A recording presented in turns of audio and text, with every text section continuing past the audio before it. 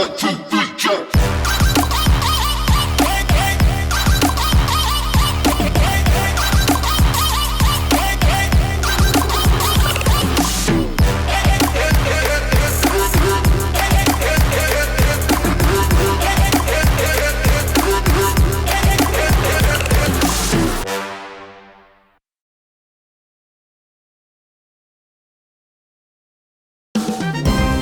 Het belangrijkste nieuws uit Curaçao in het Nederland. Access Journaal, vers van de pers.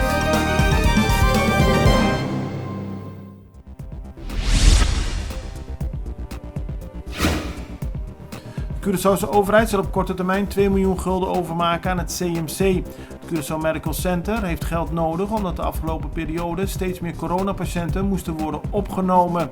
Minister-president Gilmar Pik-Pissas zei vandaag tijdens een persconferentie dat er 3 miljoen gulden was gevraagd, maar de overheid zit niet ruim in de financiën op dit moment en kon 2 miljoen storten aan het CMC.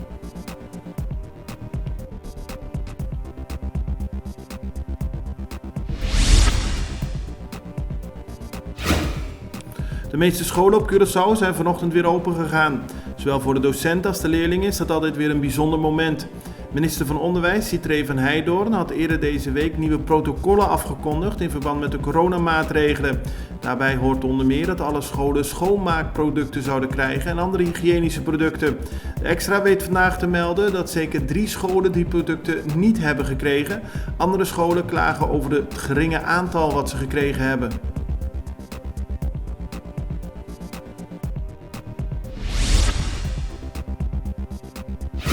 Na Colectra, nós toma tempo para servir ora com mais da comunibo. Llama no centro de cliente na telefone 0800-035 de Jaluna para Jabierne voor die setor de mente te com setor de noite para turno serviço nan of patrão cita. Se você traz cita para já sabra, também por hora.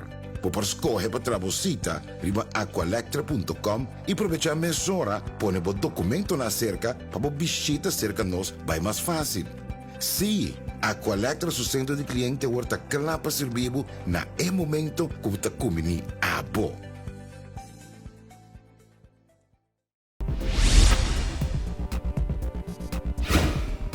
De druk in het CMC is groot. Het aantal COVID-patiënten neemt toe en ook het aantal mensen dat besmet is met COVID en moet worden opgenomen op de intensive care stijgt elke dag. En daarvoor is er nauwelijks personeel.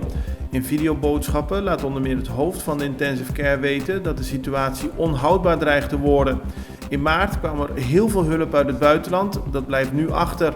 Volgens hem moet er snel iets gebeuren, anders dreigt de situatie compleet uit de hand te lopen.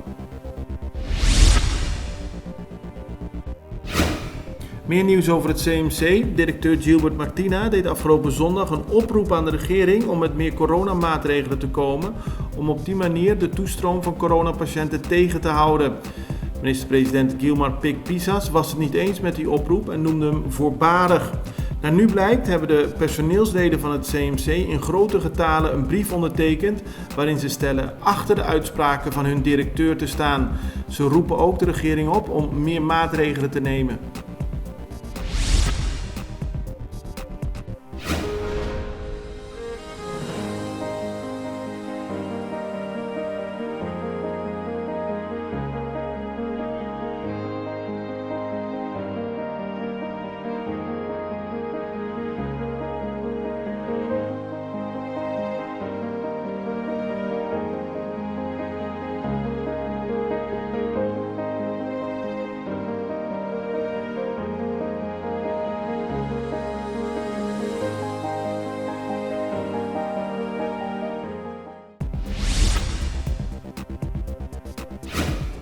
Volgens de laatste cijfers liggen er 34 coronapatiënten in het ziekenhuis.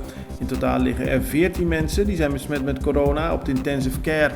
Verderweg het grote deel gaat het om mensen die niet zijn gevaccineerd. Volgens Ashley Duits, directeur van de bloedbank, is duidelijk te zien dat er nu sprake is van een pandemie van niet-gevaccineerden. Omdat bijna alle mensen die op de IC terechtkomen niet gevaccineerd zijn. En ook het aantal COVID-patiënten dat medische zorg nodig heeft, is grotendeels niet gevaccineerd. Aldus Duits.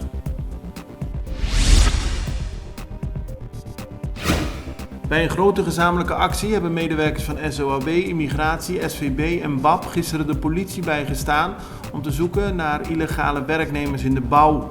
Uiteindelijk zijn 11 mensen aangehouden. Het gaat om mensen uit Venezuela, Haiti en China. 8 van hen hebben een zogenaamde meldingsplicht gekregen. Dat betekent dat ze zich elke dag bij immigratie moeten melden. 3 personen zijn opgesloten in de barakken bij de gevangenis. Zij zijn illegaal Curaçao binnengekomen. De coronacrisis heeft wereldwijd enorme schade aan economieën aangebracht. De Extra schrijft vandaag over een rapport van het Internationaal Monetair Fonds, het IMF. Daarin staat voor wat Curaçao betreft dat het wellicht 10 jaar kan duren voordat Curaçao terug is bij het economisch niveau van 2019. Er zal hard gewerkt en veel geïnvesteerd moeten worden, aldus het IMF. Het belangrijkste nieuws uit Curaçao in het Nederland. Extra Journaal, vers van de pers.